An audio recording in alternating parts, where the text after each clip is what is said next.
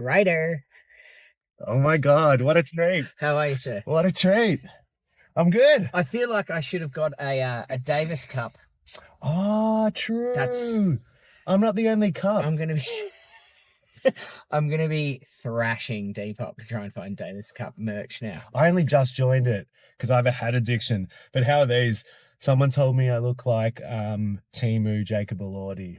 That's a great compliment. Yeah, a Wish version of Jake. Yeah. He's all the rage. Yeah, he's hot. Tell me about it. Seatbelt, click, Yes. clack, front and back. First thing. Now, before we go exploring, pepper or spear? Pepper or spear? Pepper or spear? Spear. Easily. Spear. Yeah, Spear. easily. Yeah, me too. Oh my God. Now, do you want to finger it or do you want me to pour? Pour. I'm a germaphobe. Thank you. One or two? Oh, I don't double drop. I'll just go one. You don't double drop? I'll have one with you. Car mints are just something different, aren't they? Do you do this with all the guests or only the stinky ones? I'll never tell. Okay. You do smell nice, though. Thanks. You smell glorious. I got this Izzy Miyake. Oh. I changed my scent recently, which felt like a big step. It's working because sometimes people keep their scent to themselves. That's weird. So I don't want you stealing my scent. Yeah, that's weird. I wanted something that's a bit subtle, but it kind of stays with you. Yeah. Just remember, I'm a father, so there's more pressure when you drive. I can't die. So don't... Airbag? I'm sure all your guests are important, but like, think about my sons. Should we go past their school? That's weird. Hey, boys! I lost my favorite hat outside their school, so I'm wandering outside the school. That's weird. And they're like, is that your old man? Is that your old man? That's the weird stuff. Yeah, I have a working children check, but yeah, I haven't given up on losing the hat. I'm praying for your hat. Now, you got longer legs than me. I don't sit in the passenger seat, but if you want to scooch back, scooch away. Yeah. You look a lot more comfortable. Oh, yeah. And then if you want to do the wheelie, the knob thing on the side, feel free. Yeah, because this is quite rigid, but let's see. Yeah, relax, babe, relax. That's not good. Yeah, all right, this is good. Okay, so you just drive around the industrial streets of Coburg. And we'll just have a yarn. Yep. Is that cool? Yeah. Oh, hard-hitting. Nice consent. Hard-hitting stuff. Yeah. Straight away. Now, it's almost 10:30 a.m. Yeah. Australian Eastern Standard Time. What'd you have for breakfast? Oh, good question. Yeah. I'm definitely a savory guy, but for breakfast this morning, I had porridge with banana, raspberries, bit of honey, some, what else? Some cinnamon and like a lot of peanut butter. Raspberries? Yeah. Frozen or fresh? Okay, if they're frozen. Yeah, I was going to say, I mean, I'm not economy. Yeah, no, I'm not. In this economy. He's living like a king. What's your secret? Yeah, no, always frozen. Yeah, I love a frozen raspberry. What did you have for brekkie? I was breakfast less today. Oh, whoa. Breakfast less today. I usually just do a couple of eggs on toast. Okay. But I'm trying to just drop a few kgs before a marathon in October. And I'm just too heavy. So sometimes breakfast just gets cut and I'm like, okay, cool. And then I'm starving by midday. Because I'm old, I got my blood and cholesterol checked, and I think I'm going too hard on the eggs, or I'm frying too much. Oil, not mate, good. Oil and butter, like they're great. But you do your balls and your calories like within a breakfast. I was like, I thought I'm healthy. I eat kale every fucking day, but I'm frying the kale with oil. Yeah. So not healthy. So yeah, we got an air fryer and. You can't do eggs in an air fryer, though. You can't. You can do kale in the air fryer, but it's not the same. Yeah, a bit of crispy kale's good though. A lot of lemon. Yeah, delicious. Yeah. Well, good on you for getting your bloods tested. Yeah. Not a lot of men do that. Look after their health, do they? I don't think my GP's very good. Because he said like my blood sugar's too high and I have potential to get diabetes. Yeah. And I was obviously freaking out about that because I was like, I thought only sweets on the weekend, even though I just told you about very sugary breakfast.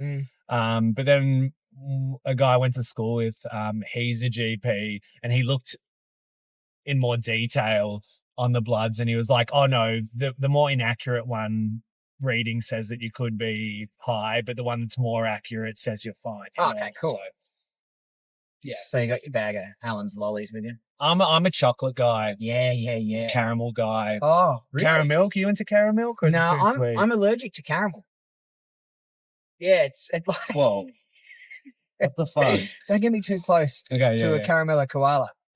What? Yeah, it scratches my throat, and I fear like it's going to close over. Like I still try and eat it. I want to Confront it. Yeah. So I can't eat caramel. Yellow light.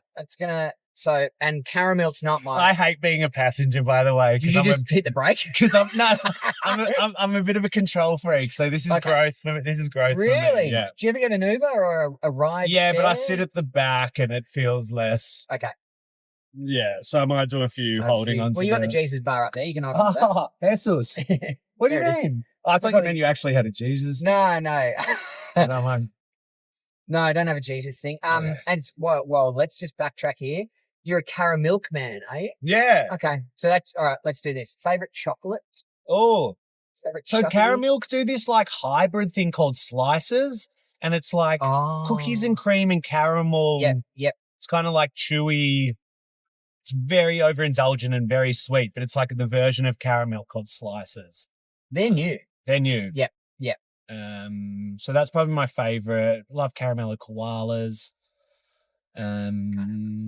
Oh yeah, you can't. Yeah, death. Potential death. Yeah, death by caramel would be Shocking way to go. An exotic way to die. How'd he go? Yeah. Caramel. Yeah. Okay. You'd like a marvelous creation. Yes, yeah, I like that it pops in your mouth and there's chewy. There's lots of different textures.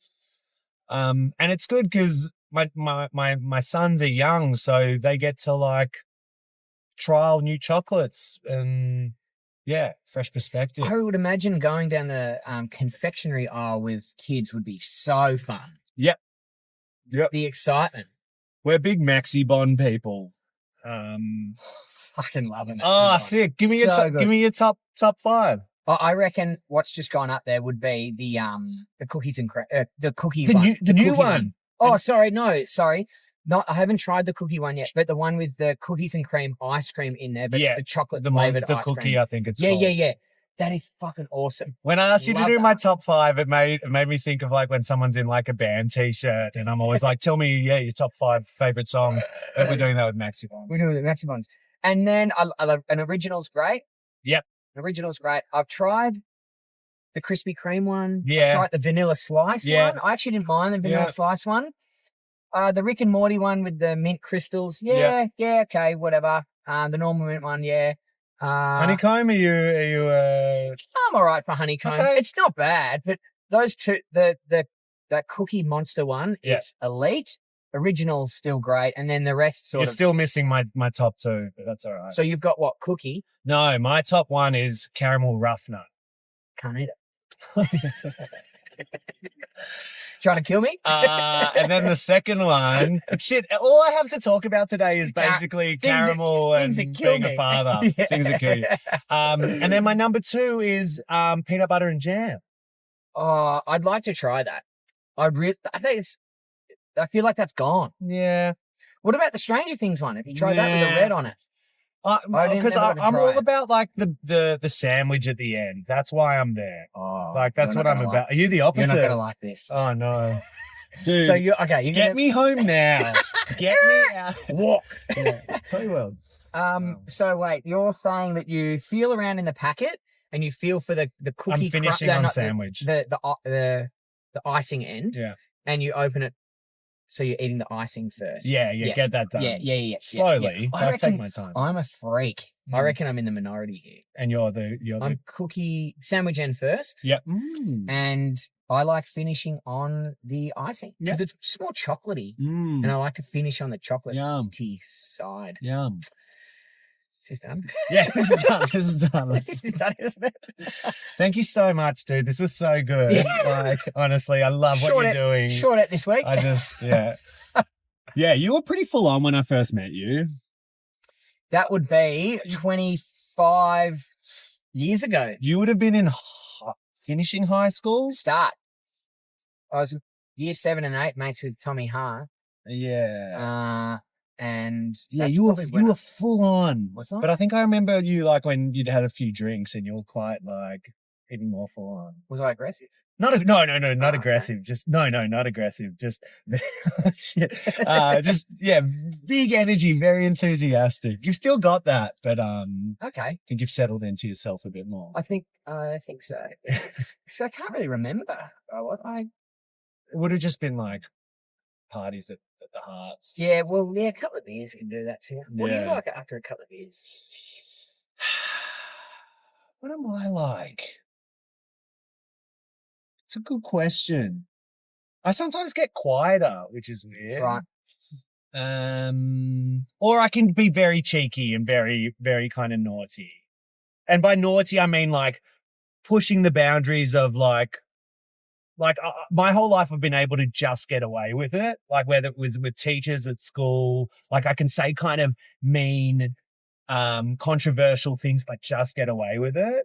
Do you reckon you're able to say those things because you've earned the right? Like because you've got a track record of being caring, nurturing, kind, and you've got that track record and you're able to say it? I reckon because I show so much love and affection to people. Yep. Yes. So to answer your question, yes. I sometimes say I sometimes cut someone and rather than sprinkling salt, I sprinkle sugar on the wound. Yeah. Yeah. But you've been able to cut someone initially because there's a history or a track record of sprinkling. Yeah, I think I'm authentic enough to show people that I care deeply and I have good intentions but I do like being cheeky and I love a reaction. Like I love a reaction. Got any recent examples? Well, it's interesting to find out why I do it. Okay. Let's go. Let me try that. Yeah. Let's do that. Okay. So the reason behind the prank, the purpose behind the prank, is that what we're going? Yeah. I've been doing therapy for almost a year now. Yep. And what started it was like, I really struggle to cry. Yes. It's cool to cry. I know. Cool. We've spoken. I know. About I this, promote that. I believe that, but I find it really hard to cry. Yeah. So I wanted to start therapy about going like, why? Why is that? Because as a kid, I remember crying heaps. Yep. And then I was also getting really activated by my boys from when they turned a certain age. Yep. And in particular at the park, I was being crazy. Like I was getting really angry at them at the park. Yeah. Which park should be fun, yeah? Should be fun. So I was like, this is not okay. I'm not happy with my anger. So I started kind of doing fortnightly therapy with this amazing psych. And of course, when you do that stuff, you start going into your childhood and why you are the way that you are. And so when I was little, I felt like I was really different to everyone else. I thought my family was weird. I thought my parents were different. And I was going to this like kind of bubble conservative kind of school. And yeah, I thought I was weird and I was terrified of being weird. Yeah. But I knew I was different. So I think what I ended up learning how to do was be interesting, like own your weirdness, but make it interesting. Yeah. Okay. So how I learned how to do that was get reactions from people. So say stuff that was like shocking, where they're like, that guy's weird, but it's kind of amazing what he's saying. Yeah. And I think that just kind of became a habit. So kind of creating this persona of getting a reaction out of people, good, bad, ugly, whatever. So yeah, I think that's why I do it. Okay. Which goes back to my kids. Like, I was projecting all that stuff onto them. So when they were being weird and when they weren't making a good impression on people, I had like a physical reaction to that. Really? Yeah. When I was like, no, they're great kids. They're unique. They're whoever they need to be. I don't need to put my stuff on them that you need to impress people and you need to be polite and you need to make a good impression. Like, I don't need to do that. Right. Sorry, I just dropped the whole English shit. No, this is cool. I wasn't going to get there. I was going to go talk about some other stuff. Therapy. Warming up a bit. Yeah, comfy. Dude, the warm up was your caramel allergy and the top 5 Maxibons. Yeah, That's I the know. warm up. All right, That's the warm up. Can I ask, what else have you spoken about in the therapy chair? Yeah. So that was really helpful, firstly, just of understanding, because at the park, if they weren't trying hard, because I tried hard at everything because I didn't think I was good at stuff. Yep. So I had to try really hard. I wasn't good at sport, but I tackled really hard and I tried really hard so that I could end up being competitive. And the boys just are not interested in that stuff at all. So once I found out what I was projecting onto them, the park's much more enjoyable now, and I'm not being psycho Demir Dokic crazy dad. So you're just letting the boys be boys. Letting the boys be. Let them be. Just let them be. Appreciate who they are, not have to put if they don't want to be competitive, that's fine. That's me. So that's been one thing, and that's been helpful, and it's a process. I definitely haven't overcome it. The stuff around emotions is to do with my parents. And I loved my parents to bit, just amazing, gave me so much, so much love, so much support, never judged anything that I did. But when I was little, I played a role where I was kind of in their dynamic. So I tried to kind of fix all their problems. So they would confide in me about their issues with each other. Right. And I thought that I could play the mediator. And that's just not a role I should have played. Any kid. That's not the role of any child. Yeah. What do you think it happened first? Do you think it happened, you told your parents that you could play the role, or they asked you to play the role first? I don't think it was conscious. I don't think they kind of did it. I just think, I've always been I've always tried to fix things. Yep. I remember this story. I was the oldest cousin. I had all these great cousins. They were all younger than me. And when we were really little, I must have been 7. They had this cubby house, and everyone wanted to play shop. So we're like, let's play shops. And I was like, hold up. This cubby is a fucking mess. There it is. There's crap everywhere. We cannot play. Sorry, I dribbled. We cannot play cubby. We need to clean this cubby out. Yeah. And just make it perfect. I make them do it for about an hour. Of course, once the cubby's ready to be a shop, no one wants to play. Everyone's like, dude, that sucked. We just want to play shops. We played cleaner. Yeah, we're running a cleaning business. What are we doing? Are we selling whatever we're supposed to sell in the shop? So that's a powerful metaphor for my life of when is it the cubby? When am I treating something like the cubby? Why can't you just play footy? Why do you have to treat it like a cubby? Why do you have to try to shift the culture of a football club? Why does it have to be perfect before you play? Why do I have to fix it? Yeah. Why am I fixing things? So I think I'm fixing things because from a young age, I felt like I needed to fix my parents' dynamic. Yeah. Did you fix it? Well, they've made it work. I think there's some really dysfunctional parts of it, but they're not going to ever leave each other. But it's the same. That's nice. It's the same pattern they've had for 40 years. They're never going to change. Yep. But I just shouldn't have tried to play a part in it. Yeah, because then you sort of get caught in the middle. You end up being part of the relationship, which sort of not fair. I can empathize with you a bit there. It's not really a role. It should be, that relationship should be vertical, not horizontal. Yeah. And for a kid to be caught up in that. And it's not fair because you need a mum and you need a dad. You don't need to be the mediator. And I'm sure you've got sprinkles of mum and dad in there. Of course. But they takes it away. Yeah, I don't feel anything malicious towards them because that they were so amazing, but it fucked me up. Yeah, it definitely fucked me up. How long do you reckon you were in that role for? Are you still in that role? Oh, when I got to my early 20s, I was like, I can't do this anymore.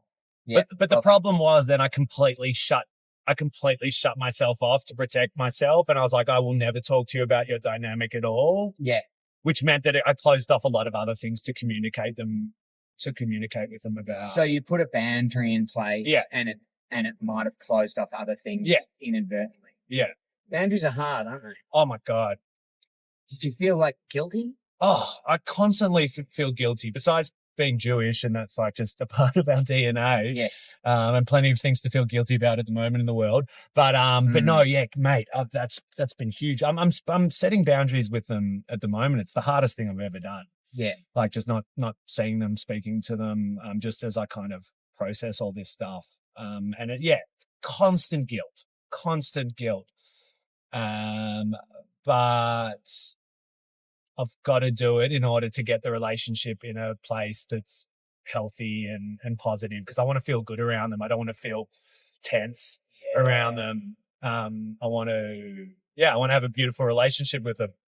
But that's on me, because they won't change. They won't change. They won't change, but they'll learn to understand my boundaries. Yep. Yeah, they'll understand the new way.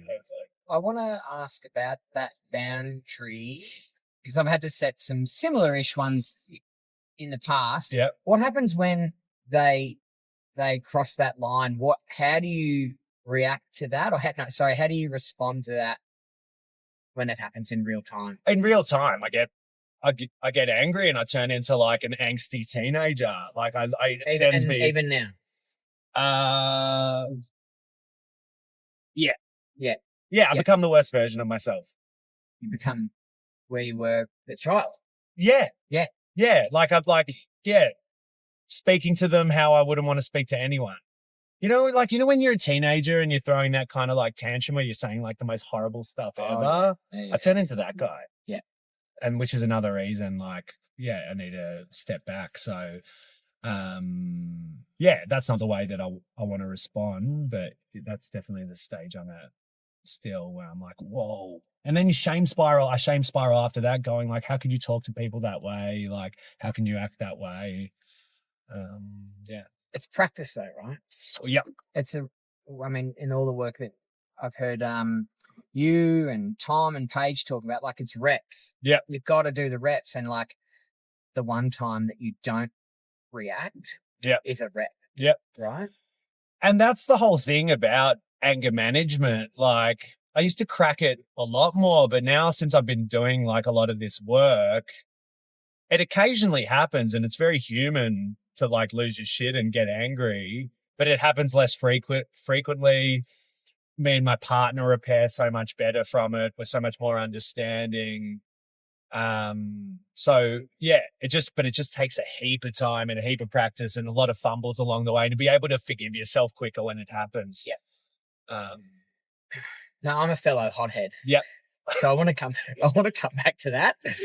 But I want to talk about, you mentioned guilt. Yeah. When you put the boundaries in. What does guilt feel like for you? I'm a bad son. I'm a bad father. I always feel shame as a dad. I'm always like, you're the worst dad. You're fucking your kids up. Yeah. And people need to remind me, and they do it all the time. They're like, dude, you're an amazing dad. You're so conscious. You're so thoughtful. You're so loving. Like, I said to my psych, I was like, I'm scared I'm fucking my kids up. And she goes, everyone's fucking their kids up. Like, that's what we're here to talk about. She goes, it just depends to what extent and how aware you are. Yeah. And I'm very aware.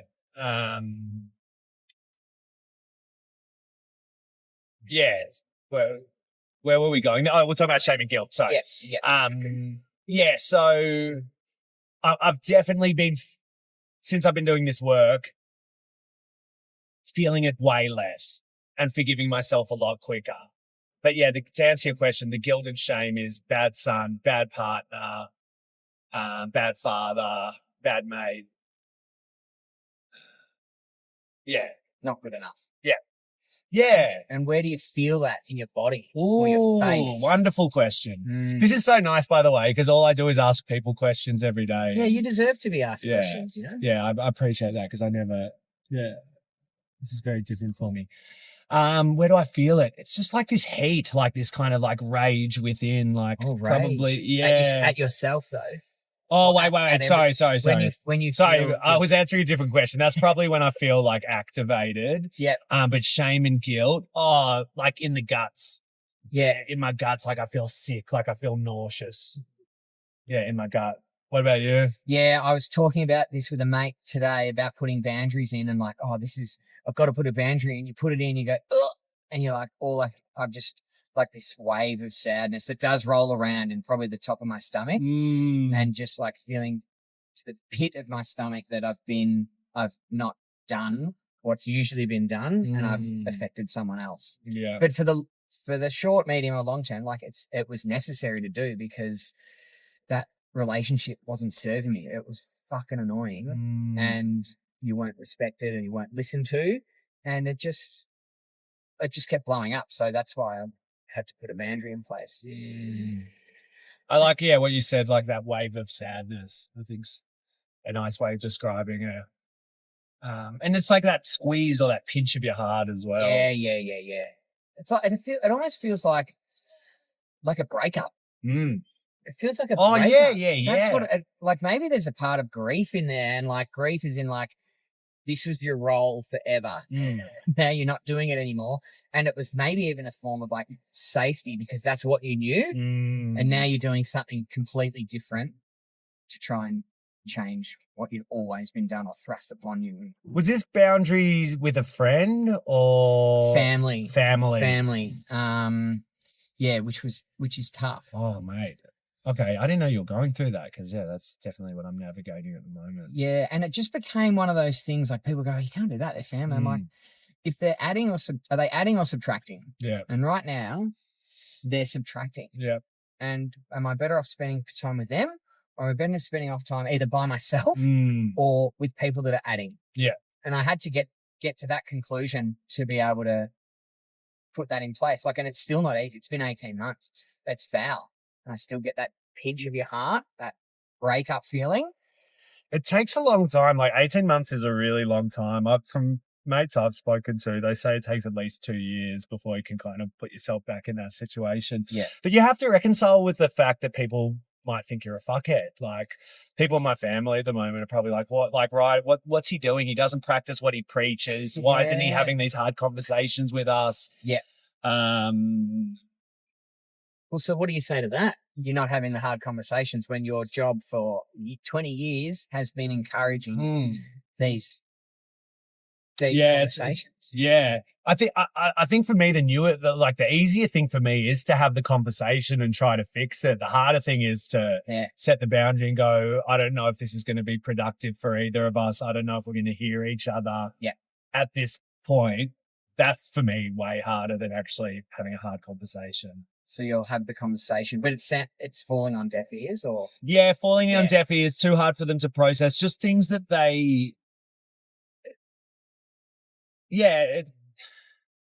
it's stuff that I'm learning in therapy it's hard to explain. It's stuff about them, but like stuff that I can't bring to them. Or it's not appropriate to bring to them. Right. Because it's probably their own stuff that they need to learn about if they decide to explore why they are the way that they are. So, Sorry, that was a bit vague. No, I think also, like, it's important to remember that people won't change unless they want to change. Yeah. It's not our job. Exactly. It's not our job to change people or fix people or solve shit because they might be perfectly happy. And then I'm doing what I've been doing my whole life, which is hasn't worked out. I can't try to like fix them or change them. Yeah. It's not up to that. And I don't want to be one of those wankers who's like, I'm doing therapy, so everyone should do it. Yes, I hear you. And also people can't be helped unless they help themselves. Yeah. And this is not just for your folks or the relationship I was talking about. Like, this is for anyone. Like, you won't be able to do it. They've got to want to put their hand up and make the change themselves. And you mentioned, I hear this a lot, and I've used the word a lot, but, you know, doing this work. Yeah. And this work is, you know, on the couch or on the seat with a therapist, right? Yeah. Well, what is the work for you? Yeah. Good question. Like, footy used to be like an amazing outlet. Parkside, Yeah, Parkside Devils. the Devils. Um, You won a granny there. Won a granny after a long time. Thank you. Congrats. Dream come true. Got a tattoo on my leg. Did ya? I was the only one who got a tattoo. But I was would've got one with you. I was much Bloody older. I was much older than my teammates, so it meant more. Yeah. No, it didn't mean more, but I wanted a tattoo of a cute little chubby, like Casper the Ghost style devil in Yeah. the Premiership Cup. Great. It's amazing. Anyway, so for me, that was like just a massive outlet, and that felt like because of the emotional work that I was doing with Tomorrow Man and Tomorrow Woman. It used to, that just used to be a place where I got an emotional outlet, but I was also helping create a culture that was really inclusive and supportive and open-minded. So for me, that felt like the work for a long time. Yeah. I retired from footy after 10 years. And I don't have that outlet. And I think that's when I started getting more frustrated and getting harder on myself. And the other thing was that I learned in therapy, I was a dream dad until my boys got to the age where some of my issues stemmed. Oh. And that happens all the time. She was Yeah. saying that for some First Nation people, amazing parents, and then when their kids become the age that they might have been taken away from their families, that's when trauma resets and kicks in. And that was like really powerful for me to understand, of going, you was this amazing dad, and then suddenly you're getting so angry and irritated and short. Oh, that's when whatever was going on with my dynamic with my parents started to play out, and I became more conscious, and you get memories. Your memories become clearer when you're 7. Yeah. So anyway, my boys hit that age, and then I was like, I need to do something about this. So to answer your question, for me, the work is obviously therapy, exercise. I've been meditating every morning for 10 minutes, Good boy. which is good. But at the beginning, I was so shit. I'd meditate for 10 minutes and then I'd go, all right, boys, you got to get your lunches ready and you got to like finish your breakfast and you got to make up your beds. And I was just like back to like time Lord. So I've been just trying to be more intentional with the meditation after I do it. How do I want to conduct myself? When I shave, I'm very like frenetic energy. So I'm very like, everything's very like that kind of movement. Yeah. So now I'm trying to shave slowly and enjoy it and just like take my time with it. If I put some moisture. You still missed us. Yeah, well, because I need to replace my blades because I'm frugal. We could go that when we're out. Okay. Well, I'm worried about all this fuel, the fuel costs of this. Oh yeah, well I machine. did see it $1.67 near you, Not so bad. we might do a bit of not bad, good Not bad. size. So now so now the work is like putting moisturizer on, not like this, putting a moisturizer on slowly, Nice. softly and intentionally. So I'm just trying to be more gentle with myself. So the work is all those things, balancing physical, mental, spiritual, whatever you want to call it. Yep. And then having these chats more regularly with all the people in my life. That feels like the work. And yeah. Nice. Well, good on you for doing. Not everyone can do that. Like even I think your point around putting moisturizer on slowly and being just calming yourself down. I think even that's hard if you've done that stuff forever in one way. So good on you for having a crack. Even like my partner's like, when I dry myself with a towel, she's like, that doesn't look nice. She's like, dude, she's like, what are you doing? Fastest drying competition. Yeah, she's like, dry yourself nicer. But just to say, it's been the hardest year of my life, like doing this therapy, and I've felt things I've never felt before. Yeah. And I went to my psych and I'm hating this. Like, I hate this. And because she just sits there and like, she's not asking me any questions. No, she's warm. She's warm. Cool. But like, I just have to see what falls out of me. I can't prepare what I'm going to say. Yep. I'm not allowed to write notes. Oh, really? What, beforehand or during? After or anything. Because she goes, that's what you do with everything. You control everything you do. I did see your notebook on your kitchen table today. She's like, just let it wash on you. But I'm like, these insights are so powerful. But she's like, no, just let it wash and see what you absorb. Which is excruciating for me. Anyway, as I was complaining to her about how much I'm hating it, she's like, most people stop by this point. She's like, it's too hard. Like, So she goes, it's supposed to feel this way. And I think sorry. I didn't like that. Sorry, it's raining and I don't know where I am. Where are we? And this guy's dropping all this shit on me. I just want to go back to talking about Maxibons. Not caramel ones. Caramel. No, yeah, dude, we're just. I don't know where we are. Sydney Road goes forever. Yeah. I think we're in Adelaide. Or should we? They call it Sydney Road because it goes to Sydney. Dude, that's very. Dude, maybe it's called Sydney Road because it takes you to Sydney Road. No way. So yeah, it's meant to be hard. Now this side's called Melbourne Road. You're nice. Sorry, This makes us. Yeah. Sorry, He's cooking. sorry. He's cooking. Yeah. Yeah, it's been so hard because for so long I've had this persona of myself and it's who I am. Like I am a big personality. I love people. I love getting a reaction. Yeah. But I've also got a part of me that I don't fully understand, that I'm probably ashamed of and that I keep hidden, which is this like ugly, sad version of myself, which is who through therapy I'm learning to like accept more and love more. And that's why it's hard because I'm like, I always feel like I need to perform for people.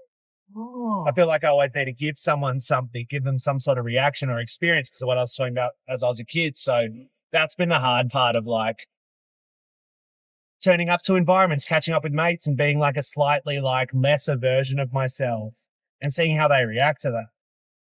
And you're testing yourself? Yeah, it's hard. Oh, yeah. Yeah, because they're expecting something. Oh, and also, I would imagine that, because I've heard you speak a few times on podcasts or whatever, and you call yourself an extrovert, like, it would be exhausting Yeah. being an extrovert. I get energy from it, but I also love the quiet me time. Yeah. Yeah, I imagine you're similar. Yeah. Like, I imagine you love quiet Jack. Well, sometimes, yeah, I walk into rooms or I rock up to events or whatever. I'm like, I just can't be fucked. But then I actually rock up in that way, like a bit blah, and then I end up coming out of my shell anyway. Yeah. But that was the trajectory. You don't have to come in at 1,000,000 miles an hour or how you described me when you first met me, intense.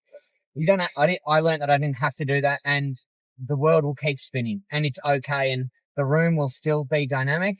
You don't have to be there to do it.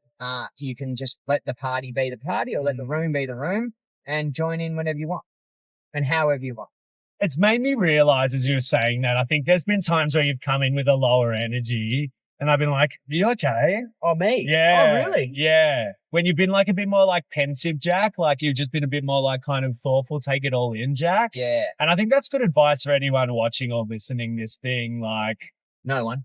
yeah, no one. Oh, 3 people. Yeah, I think because sometimes when I try to be the lesser version of myself, everyone's like, are you okay? Is everything okay? Yeah, I fucking hate that. It makes me want to kind of go back into my shell or smash it open. So it could be good rather than like judging it, just going, oh, I've noticed this is like a different side of you and yeah, keen to know more about it. Yeah. As opposed to like thinking it's bad. Oh, this is so for if they feel like someone's off, Yeah. it's not like, hey, what's wrong? Yeah. It's more like hey, you seem a bit more quiet than usual. Yeah, your energy's a bit different. This Love is, to, yeah, it's cool. It's cool to something see. you're working on. Yeah. Is this something you're working on? You put the work Probably in. not. So, you mentioned around, learning that there is a part of you that is a bit different and sometimes hard to manage, and that's maybe in sadness and yeah, anger? sadness. And do you know what? It's probably that weird. It's that little weird kid. It's that kid from the start who I've been trying to like turn him into someone who's like interesting and does all this crazy wild shit. But it's probably just like having a bit more tenderness from him. Yeah, and if I can fully accept him, then I can cry. But so you've got to go. You're thinking that you need to go back to when you were just a simple, small little guy.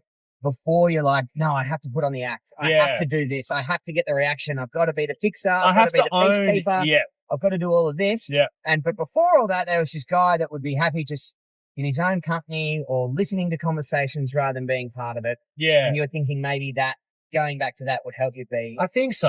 tap into crying. Yeah, it scares the shit out of me, but yeah. Really? Yeah. Because I think it all stems from like fear of like loneliness of being alone. Yep. So if I'm not this big version of myself, yeah, am I going to be alone? Or will people want to be around me if I'm not me? Yeah. Oh. Whoa. Whoa. Well, I suppose you could test and find out. Yeah. I think I've got strong enough relationships that I can do that. Well, fuck. And my partner she's fucking elite at it. She's so good at seeing me at my worst, at seeing me at my best, and letting me be flat. Like she's been feeling pretty down. And yesterday I was feeling down, and we just managed to adjust ourselves like for each other and for the kids where I was feeling down. So she was able to like nurture me. And I've got so many like good mates that I can do the same thing for of like, yeah, experiment and explore the different sides of myself. Yeah. Well, these relationships the best ones, they've got to be two ways where you can do that for other people and other people can do that for you. Yep. And the even better ones where you can ask for it, like, I'm feeling this today, I need that. And you can go and get your needs met without having them to be a mind reader and guess all the bullshit that comes with it. Because, I mean, I've been in relationships or even friendships where you're like, are they mad at me? Yeah. All it would have taken was like, I've had a rough day, or I've just received bad news here. I need a moment, I need space, or I need you to hype me up. I need you to get back in my corner. We're very similar, Jack. We're very similar because that's the story I tell myself sometimes as well. Yeah, they hate me. And I'm like, what do you mean? I've just had a bad day. Like, you're not that important. Yeah. Well, I think maybe that comes with added sensitivity. Yeah. And I often thought, fuck, why am I this sensitive? It'd be easy if I wasn't, but the people around me like, no, keep that. That's good. Yeah. It's a superpower. I wouldn't change it. I'd rather have that than not. Do you mind if I just have a little? Is that a sharing one? Yeah, if you don't mind. Why'd you win? It reminds me of The Simpsons. Yeah, I love you. Yours is so nice. Oh, I hope that was on the speed cam. Reminds me of The Simpsons when Bart and Lisa win the prizes. What'd you win? A mustache? What'd you win? A comb? What do you mean? A mustache? Want a comb it? I've been showing the boys The Simpsons. It's been so good. They're frothing it, but it's definitely made them ruder. Yeah, because Bart just like, does what he wants. We're talking about sensitivity. Sensitivity, yeah. Sorry, I gave us a little break. That's all right. With a comb. With a comb. That's a little so groom. Good. That's so good. Yeah, I don't mind being sensitive. I know it hurts sometimes, but I think I'd prefer to be that and would have better relationships with people around me and myself if it wasn't for that. And, cop it when things get you out of line, but it's also probably made me better at having conversations. Going back to what you said, it's like I'd rather have the conversations early before it becomes either too painful, it carries on and takes up too much time and the space in my head, or it becomes something bigger than it actually was. Yeah, unproductive. Yeah, unproductive. I heard something last week which I can't stop thinking about.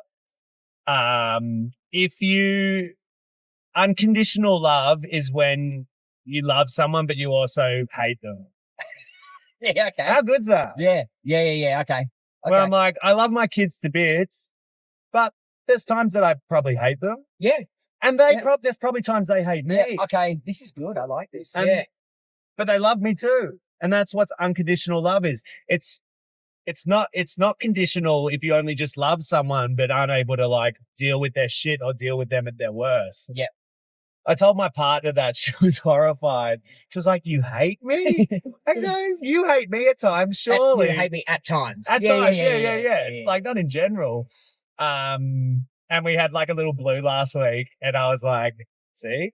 You hate me, don't you? I bet you fucking hate me right now. You started the fight on purpose to prove a point. But I found that really helpful. And once again, that then reduces the shame where I'm like, it's okay. It's human. It's human to fuck up. It's human to hate. Yes. It's human to feel bad. It's human to love.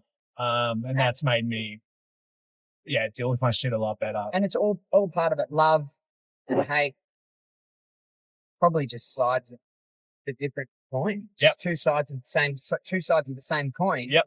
And that's okay. You can love and you can hate it, but it's when the hate probably takes up more time than love. And saying, okay, well, it's not working. And that probably goes for also back to going to emotions. Like you want to feel good and you want to feel happy, you want to feel joy and you want to feel surprise or content and all those things. But sometimes it's natural and normal to be sad and angry, which takes us back to what I want to speak to you about. It's about being a hothead and being angry. And maybe I'll just tell you a little bit about me and how it's affected me, and we can see where it goes from there. Is that cool? Yeah. I dumped a heap of shit on you, so it's your turn now. So dump on me. And start thinking about where we can go for a little morning tea. Oh, you cute. know. Yeah. Okay, so when we get back into town, because we're about 9 hours out of Melbourne now. Yeah. I need another Can't tank believe of we're in New gas. South Wales, dude. This is crazy. So I thought, once upon a time, I thought my default operating system was like this: happy, happy, happy, angry, happy, happy, happy, angry. And little things would flick that switch, and I would react really, really poorly to really little things. And like, it could be like road rage. It could be like even like stubbing my toe or dropping something myself in my own company. Yep. And I would react morally and throw things or say things. Negative self-talk would come into it. Then around people, like I could say and do things that would fucking ruin people around me, like sharp tongue, change the dynamic of the room, and never violent or anything like that. But it was nasty, and I was maybe in a position also to try and style it out afterwards by putting that sprinkling of sugar on top. Yep. But in the same time, it was mean, and it wasn't good for my friends. It wasn't good for my family. It wasn't good for partners. And it wasn't good for me. Like when my head hit the pillow that night, it's like that's not who you want to be. And I grew up in a really loving household. Like my parents still love my brother and I fucking so much. They would do fucking anything. So lucky. They're not together anymore. They split up 20-something years ago. But that household that we grew up in had a foundations of love, but it was high octane, high energy, high emotions, high anger. So I saw what anger was, and I saw how anger was dealt with, and that was, smashing things up, spitting the dummy, saying the worst things you could say to each other, saying the worst things to each other, to yourself. And it wasn't that was just what I learned about anger. I thought, oh, well, that's it. That's how you do it. I never really learned how to do it, and I thought that was who I was, and that paired with a few other things like losing a partner, Ellie, to suicide. I thought, this is just who I am. I'm just this angry guy, and I can't be angry, or I can't be sad because of Ellie, because people won't want to be around me. And I can't be angry because I didn't like that growing up, but I bottled all these feelings just to try and be happy, but it came out in anger anyway. It's like, this is backfiring. So I went back to therapy and figured out what the fuck's going on. Like, this is not sustainable. I'm not going to be able to survive life with the anger, the internal thoughts that were getting louder and faster. So then after a whole bunch of therapy, which was great, I was lucky. I learned that like emotions aren't good or bad. Emotions aren't positive or negative. Like they're all natural and normal. And I'm like, okay, I'll fucking try. I'll try this sadness thing. So I let sadness back in, and it would present itself in movies or hearing stories or now thinking about Ellie again. And I would be sad and I would cry and that sort of thing. And then I tried letting anger back in or keep anger around, and rather than reacting, I was acknowledging it and regulating it a bit better. So, I was still able to say, I'm actually fucking angry right now. I am so pissed off right now, but I wouldn't fly off the handle and do that thing. And I'm like, holy shit. It was like my life, or my default operating system had changed and had gone to this calm wavelength. I'm like, this is how I want to live. This is the bouncing ball I want to follow. I'm like, And like still now, I get fucking angry. Like, and I caught myself in a conversation the other week where I could just feel it going, whoa. Yeah. That wave Whoa, building. whoa, we're in it. And it wasn't even nasty, but I could just feel the way I was speaking and the way Yeah. I was reacting. And I could see my sentences starting to get a bit jumbled. And it wasn't That the way amygdala hijack. Yeah, all of that. Whereas, it's something I'll have to always work on. And that's cool because I've come a long way, but I know that it's there. And if I react rather than respond, that's why. It's because I'm still practicing it and still trying to come up with a way to, not manage the emotion or manage the anger, but just live with it and handle it a bit better. And I love that part of you, like opening yourself up to sadness and let it kind of wash over you.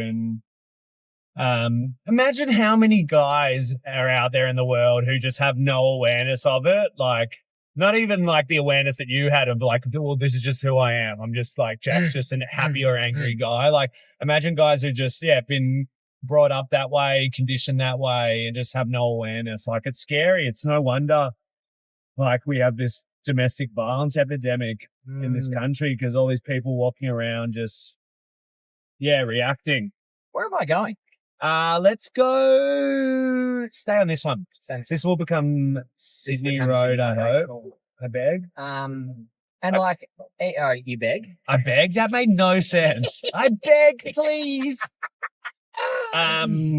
Otherwise, we're just going to go to Geelong. Yeah. Detroit.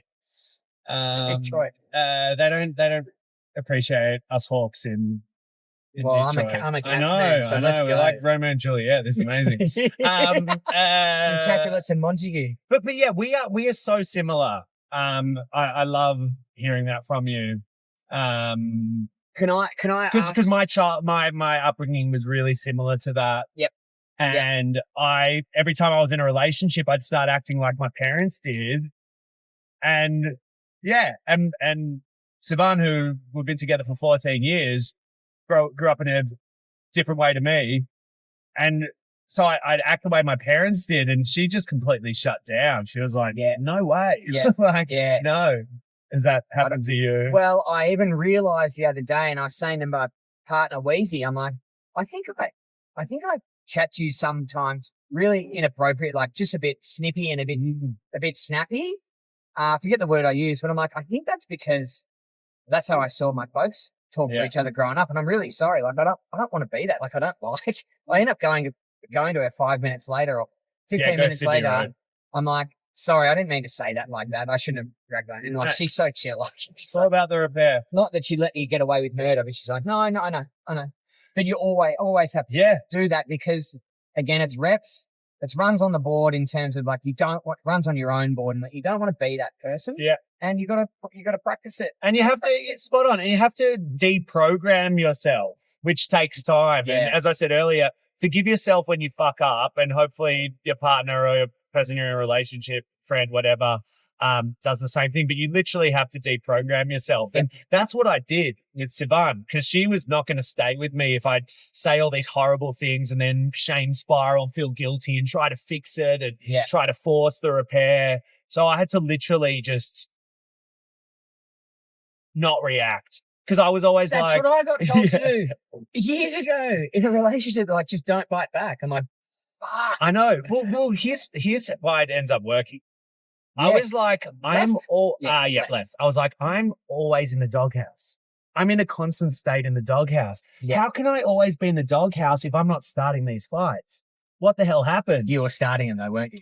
No, sometimes she'd start them, but I was hurt, but I would make such a big deal out of her starting it. It didn't matter if she did the thing at the start that was upsetting, because I made such a big deal about it. That's what it ended up being about, me being. And then you made her so upset that So if she does something that upsets me, rather than me making a big deal out of it, I don't react. Yeah. And then she's a good enough person to go, fuck. Like, I haven't given her any evidence or any data points to do that I've done the wrong thing. It's all on her. So then she's able to go, hey, sorry, I snapped then. That was rude. Or I was Yeah. Oh, that taking the ownership is so It's fucking good, amazing. whether it's partners or mates or whoever. Just say, nah, fucked up. Can we move on? You go, yep. Yeah.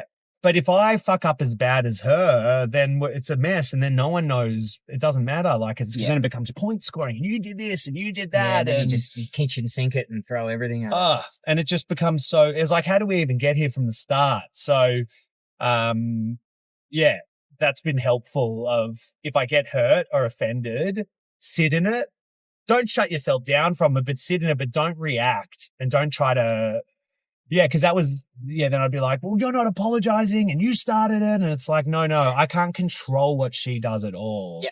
I have no say in that. All I have a say in is how I react and am I conducting myself in a respectful way, as you should in a relationship. Some great grim motels along here. Yeah, I know. A few went in there. This This is where you stay when you're in the doghouse. The doghouse motel. No, Use your room, Ryder? Mate, some of these motels, like, because I research them because I'm just fascinated by grim motels. Some of them people say, I feel safer living on the street than I do in this motel. Really? We're going past one soon called the Stay Inn. It's shut down now. And then there's the Coburg Motor Inn. A lot of people have died in there. But anyway, What, murdered? Drug overdose, murder, all of them. Anyway, what was I going to say? As you were driving in that torrential rain, I did feel quite calm. Oh, cool. But we could have died. But Absolutely. I had this amazing colleague and friend, Anita, and she used to drive us quite a bit for like trips to regional towns. She would give like full eye contact as she was driving. I was like, mate, you did not need to do that. Like, we're all good. Like, you don't have to give me full eye contact. So the times that you're looking at me as you're talking, I was like, it's good. But It's good, but you don't have to. eyes on the road. Yeah. I want to talk. Still staying on the anger train. Yeah, let's just stay in anger forever. Let's stay in anger forever. I want to describe how anger or like rage feels for me, and then I want to handball it to you. Is that all right? Yeah. Or anger. Well, you can choose the one, but this is what rage feels like for me. And it starts in my feet, and it's hot in my feet, and it races up through my body, up into my head, and like whizzes around my brain and ends up in my face, and then the fire would come out. Yeah. That's rage. Love that. Mine's the same, but I get really dizzy. Ooh. So all of that happens, and I feel like I'm gonna faint or something. Really? And like what, light-handed and light knees, all that sort of stuff? Yeah. But it definitely, like moves its way up. I haven't felt it for a while, and last time I felt it, my kids heard me yelling, and I instantly like shame spiraled, and was just trying to kind of comfort them, and I could feel their bodies shaking. It was horrible. But Sivan was so patient and forgiving, when in the past we wouldn't talk to each other for weeks after that. Like, if she ever saw me like that, 2 weeks. Like, auto protect, she'd be in protect mode as she needs to be. No, it never happened. It was the first time it ever happened where the kids heard me yelling. But she was so amazing. At just like, hey, you screwed up then, but I got you because I know that you've been working so hard on this. Yeah. But feeling the boys like, feeling them scared. Yeah, easily worst feeling I've ever had. So feeling them scared makes you scared of being anger. Yeah, and it's just a little. But and then if you did, you'd be in your shame spiral. Yeah. So we're fucked. Yeah, I love Let's the just not do emotions anymore. Yeah. Just scrap the wheel. No, but like, and once again, to anyone listening to this, sure, that's shocking, that's horrible, blah, blah, blah. But I made sure once everyone had calmed down, the boys were feeling safe, we had the conversation the next day. Yeah. Yes. Boys, right. What daddy did was not okay. Love it. That was not okay. That was, we can't act like that. But I just want you to know I was feeling really scared. I was feeling sad. I was feeling worthless. And I thought that like I was going to lose my family. Yeah. And that's what I'm trying to do with the boys. Just role model role model the conversation, role model the accountability. Yep. Yep. When you're ready, get into the right lane because we're going to go right down Baker's Road. So So is it a surprise? Yeah. Okay, cool. Surprise me, Okay. but we'll talk about it afterwards. So Yeah. So do you think the next day when you had the conversation, you sat the family down, sat the boys down, you said, "Hey, what I did, took ownership." Do you think that's an example of being a good father? it's a better father than the one who rage explodes and just sweeps it under the carpet. And I know it's easier to, I don't know if it's easier to sweep it under the carpet. I don't think I could live with myself, but it's a better dad than the one who blames and says, well, your mummy said this to me Yep. and that's why I acted this way, or you boys were doing this. And like, I think the better dad is the one who's able to, admit his faults. Right here, the lights. Well, that blame game is a fucking. I just get so sick of it when someone goes, "Oh yeah, but you did that. That's why I did this." Yeah. Like no. That's not how it works. Yeah. We could all, if we all went around blaming each other, we'd be fucked. But a lot of us find it's the easy way out.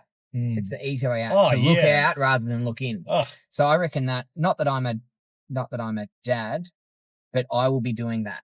Yeah, and what you did, I will be doing that. But you would have done it as well, times that you've lost your shit and someone's seen it. I'm sure you've had the conversation afterwards. Yeah. Had to. Because it's just also like it's sort of not acceptable from how you should be treating other people, and it's not how I want to walk around. Yeah. But also it is human. It is human to feel anger, to feel rage. And to fuck up. Like, and to fuck up. Mistakes are all right. Like, and I think to admit that anyway, like outside of therapy room, to a mate, maybe to something that goes viral, probably won't, is a lot, because a lot of people, we're playing the wrong game. We're pretending that everything's perfect, and that's just, it's impossible. Yeah. It's impossible. Boring. It's boring. And it's, boring. It is boring. And you don't get anything out of people, like apart from work and the weather and what the score is, like, what the fuck else are you talking about? Yeah, no, you need that grit. That grit. Yeah. How far off this treat place are we? Snack place. Tree? Or snack. Oh, treats. Snack. Yeah. Snack So we're just going to go straight down here. Yep. And then it's like in this little industrial park.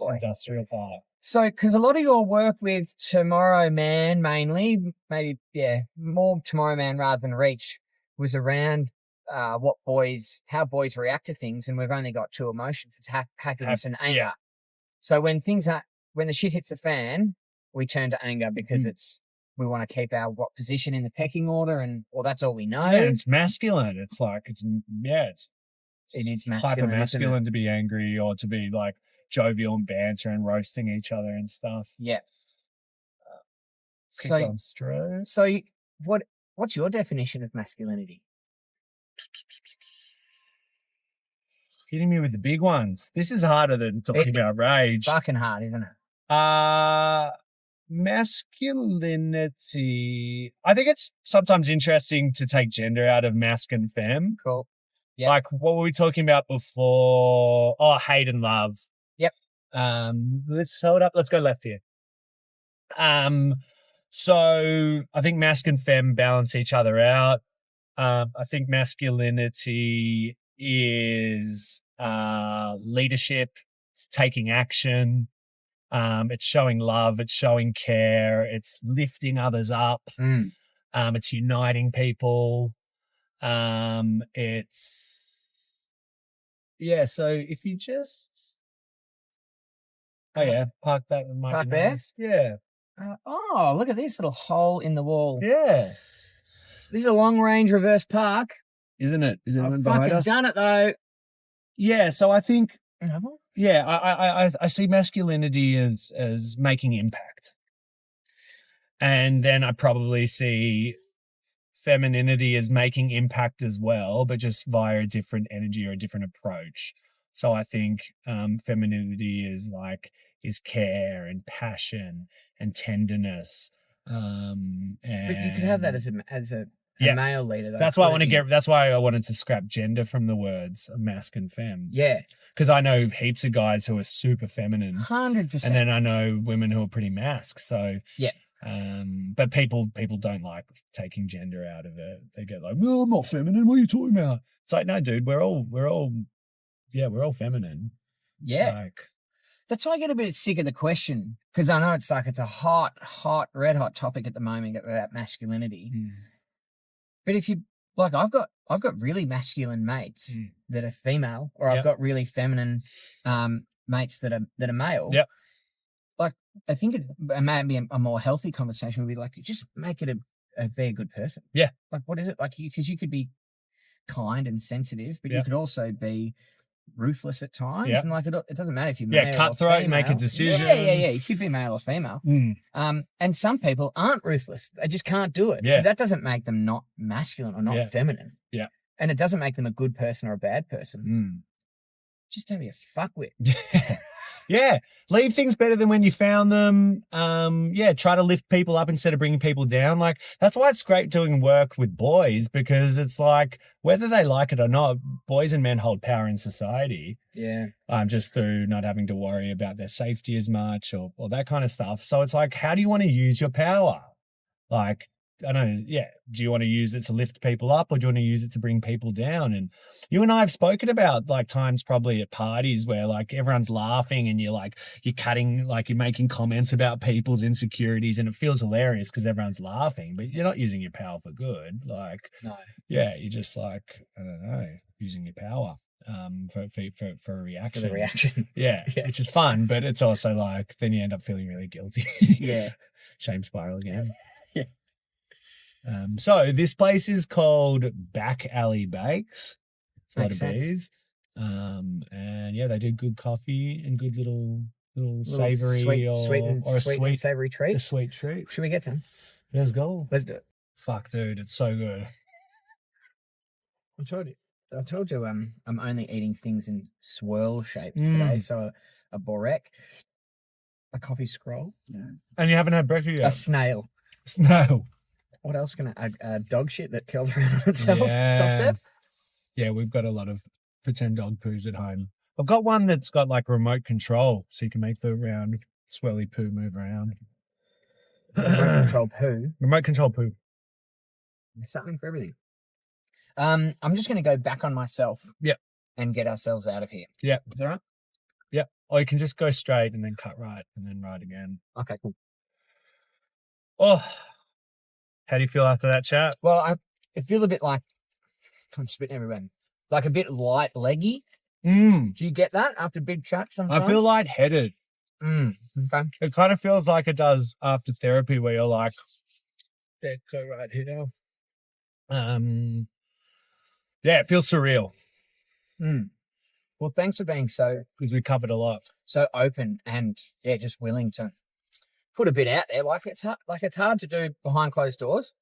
It's hard to do with family and friends. And thanks for doing it. Thank you. It's hard, but it's also really enjoyable. Yeah. Like, this is why. You go. You go. You go. Careful, black car. You go. Unless you've forgotten, then I'll go. No, I haven't forgotten. This is what life is. So I'd love for people to be able to go from like ranking your top 5 Maxibons to then being able to talk about rage and shame and how you grew up and why you are the way that you are, and then jokes in between. Like, it doesn't have to be like all or nothing. Like, it can be like is that the right saying? Yeah. I'm with you. You can just sprinkle all these things in your conversations. Like, I know so many guys who like need to have like at least 6 beers or get on it in order to have these chats, and it's just not the case. Like, you and I are well practiced at it, and that's why we're able to kind of do it so seamlessly. But you can talk about everything, like light stuff, fun stuff, heavy stuff, weird stuff, like 100%. And I think what I was going to say, and you've led me to a new point actually, is that I think if we stop thinking of these conversations as hard conversations, think of them as worthwhile conversations. Like, no one wants to do anything hard or have the difficult conversation. Like, just, there's going to be difficult points in there, but there's also going to be happy points that make you feel joy and all of those things. But at the end of it all, like, they're worthwhile. So have those worthwhile conversations. And what I want to ask is, like, how do we encourage whether you're male, female, doesn't matter, whatever gender, how do we encourage people to have more conversations like this? As you asked me that, the thing I think I was toying with, like, because after I got out of the car, I was like, whoa, that was a lot. Was like, how did I go with that? I think my fear was fear of how others perceive me. Yeah, write down this one. We're back home. Yeah. So I think after I spoke, I was like, was that too deep? Was that too real? Was that too raw? Mhm. And I started being concerned. We can go straight. Are you judging me? Is whoever's watching or listening this judging me? And once I was able to go, who gives a shit? Like, I think then it was easier because I know what we talked about was valuable because it's relatable. Yep. So to have the conversation, I think you need to get past the fear of judgment. Who gives a fuck? Yeah, who gives a fuck? And and you need to have faith in the person that you're talking to, that they care about you. Yep. And try to make the most of the friendship, because what's the point of being friend with someone if you can't talk about the good, the bad, and the ugly? But it takes, I guess, people might want to do little experiments and test the waters a bit before they go into what we spoke about. But I would just say, if you really care about your mate or your friend, make the most of it by being able to talk about stuff that's really deep and personal. And the maybe one of the experiments would be is have the chat and just see how it feels. Yep. And that's the experiment. And not think you need to have the answers. Yeah. So someone might share something, like there were times that like I shared stuff and I could see you're like just kind of trying to go, okay, what can I do with this? So you don't always have to give the answer. You're great. Oh, thank you. You're great. But I had none. But I think sometimes you can just say to the person, like, that's really powerful. Like, I really appreciate you putting that out there. Yeah. As opposed to thinking you need to fix them. Mm. Like, you never tried to fix me. Oh, mate, you're a basket. We just ran into someone who's a clinical psychiatrist. Like, she might be the one to help you. But, it's just about, not having to fix and just being able to thank each other for sharing whatever needs to share and go, hey, you shared some pretty big things. Let's get back to it another time. And try to actually listen to what the person said. And that makes people feel really seen if you're able to go, hey, how's that thing going with your parents? Like, I noticed you said you're working with some boundaries. How's that going? Yep. And then not going into fix it mode or solve it mode is key. Yeah. Especially for men. Unless they ask. Like, I need your help with this one. Love some advice. Bang, go in there. Yeah, what'd you do with your partner? Yeah. Because that's the problem. Guys do fix it mode, not just because they're conditioned to do it, but because it's when they're uncomfortable, they're like, oh, just give advice. Just fix it. You got to fix it, because we're not good in that murky grey. But the murky grey's fun. Yeah. And it's all right. Like, it doesn't have to be, you don't have to have everything sorted and squared away. Like, it can be murky grey, and eventually it'll wind its way into one of the other sides of it. Yeah, you'll get clarity and Before we leave, I want to talk about wall ball. What happened to it? Oh, dude. You can't just like end on wall ball. So another hour. Wall ball's based on down ball, where you hit a ball against the wall. Like we all played at high school or primary school. But these dumb kids are all just playing like down ball foursquare. Like, they're just doing foursquare. But against the wall is so much more fun. There's so much unpredictability that can come out of it. And basically many, many years ago, a dear friend, Kirk Docker, started playing it in Redfern in his street. And then we started playing it in Melbourne, and then Kirk got sponsorship from Spalding and Red Bull and made these kits where in the kit he'd send it to you. You'd get a little plaque with Selly's all clear glue, and the plaque would have what number wall it is. It's official wall ball wall. Oh, how is that? Cans of Red Bull and Spalding Stars of Wall Ball branding balls. And we just hunt walls. So we'd get on bikes and we'd try to find good walls, because every wall's different and unique. The walls what would define a good wall? Mate, depends what you're looking for. You might want to find a Sudoku wall, which means there's a lot of unpredictable elements and you want it to be quite strategic. You might want an athletic, deep wall that's just a clean wall and a lot of backspace. You might want to do deli slices, so that's more of an alleyway. Where you're trying to slice it thin like prosciutto. So basically what happened, all these chapters started appearing. So there was the St Kilda chapter, there was the Cremorne chapter, there was the Abbotsford chapter. And then if you're in Sydney, there was like Redleaf and Redfern and Bondi. Every year, through the leadership of Kirk, we'd put on the national championships. Yeah. 300 people would show up from their chapters. Think of like the Warriors, like everyone's in their own kind of gangs. Love it.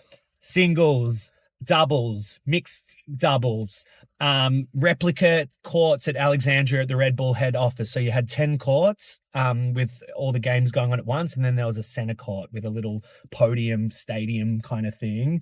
And just can you imagine just 200 people sitting on a little podium, hearing runners sneak for the final for the golden hand, which is this amazing trophy which Kirk built, which was a golden hand that you could win. And it was amazing. It was electric. But I found for me, becoming a parent killed wall ball. Oh, yeah. Fucking kids, man.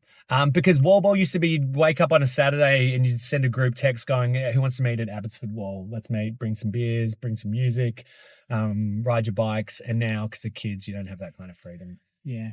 That's a bummer. But look for walls, Jack, and I will never look at a wall the same way again, mate. I won't. Because you want, yeah. So you, especially when you're in the city, weatherboard, tough. No. Tough because there's a lot of you don't want that. The ball just goes straight down. But you want like a pipe or something because if you hit that pipe, who knows where it will go. But we're in wall ball country out here because there's like a lot of industrial factories. Yeah. And on the weekends, no cars. Yeah. I play against Wolfie and I play against my sons at home, but I don't go easy. No, you gotta learn. They gotta learn. But the times Wolfie's beat me, I've never seen such joy and elation because it's been genuine. Yeah. It hasn't just been me going easy. Oh, yeah, that's how the rage starts. No, that's not funny. I'm super proud of him. I go, do you see how good this feels? As opposed to me helping you win. Like you won it out of your own accord. That's good. You got to practice. Were you called the Dominator? I was called the Dictator. Oh, the Dictator. That's it. Because I'm very bossy and I loved enforcing the rules. Yeah. But before that, I was called the Dripping Gazelle. But then I got a rebrand. But you can't invent your own wall ball nickname. It has to kind of come to you. Dictator. The Dictator. I saw some photos of you. You were ripped. Shirtless and ripped. I felt like I've become, I think it was kind of skinny muscly back then. But then I started playing footy and then probably my body changed. I got a bum. I never had a bum. How'd you get that? Or just playing footy. Oh, no. I got some junk in my trunk. Okay. Yeah, but I got to be careful. Yeah, show it. I didn't know. This is on the way out. I didn't see this. I didn't see this in other episodes. This is the after dark. Yeah. Junk in trunk. What was I going to say about having booties? a bum? Oh, I have to be careful because now I'm at an age where if I don't look after myself, my body looks like ET. Oh, yeah, okay. You know, ET had that pot, very skinny, but had that pot belly. So I got to be careful. You get the Nutri-Grain head. Yes. That movie has just aged wonderfully. It holds up. It's a good flick. Last one. Yeah. Favorite doco you might have ever made? Cool, because before my masculinity work, I used to make mini documentaries. We broke into the Melbourne Club. Oh, that garden in the city? thing. Yeah. I saw that. Yeah, because we used to have big nights at Pony, this club, and we'd come out and we'd like, whoa, what's this garden with this huge fence? Yeah. And then, we did some research and we broke into it. I somehow stacked up bins and climbed into it and secretly filmed in there. And that was a rush. I remember seeing that. My favorite docos was when I snuck into scary places. We broke into this abandoned mental asylum in Tassie. I don't think you can call them that anymore, but that's all right. We broke into there and got stuck inside and couldn't get out. And we're like, well, yeah, it makes sense that we can't get out because Yeah. it's built to not be able to get out. But there somehow was some overgrown trees and we managed to be able to like climb out that way. But that was a rush. Whew. Well, you snuck in there and you snuck into our hearts Oh. today. Well, maybe to close this off, I can spend a night at one of those grim motels. Yeah. Maybe that's what I can Yeah. can do now. Well, just have a fight, end up Get in the doghouse. doghouse. Usual room. Yep. Fix it like the cubby. Yeah. Try to make the maybe that can be my next thing. Trying to make Own a motels motel. and try to make them good again. Kind of like what Gordon Ramsay used to do with restaurants. Okay. But I go to motels. Is it my motel rules? My motel rules. Is that Hell's Kitchen? No. It was Motel from Hell. Yes. I think he actually has a show that's called that, but it's all right. Jack, I'm a big fan of your work. It was nice. Right back at you. We've talked a lot. Oh, it's shit. hard to hug. It's hard to hug I know. with I know. It's just seatbelt like- on, but we're doing it. I always do that when I drop people off and like I want to give them a hug, but like you lean in and you're like, oh, if we just, yeah. Yep. Got it. But yeah, it's always funny, going in for the hug or kiss or whatever. But yeah, I really enjoyed that. Me too. Thanks very much. Thanks. Enjoy your scroll. Oh yeah, true. Little sweetie. Talking to me? Always.